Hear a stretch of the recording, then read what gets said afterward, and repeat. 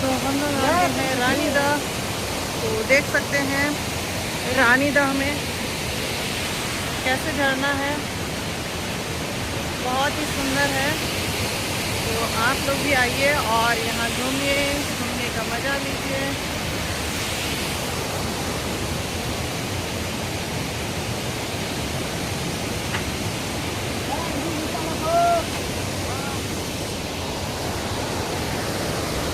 क्या खींच रहे हैं आप? नो नो नो नो, आपका फोटो खींच रहा है।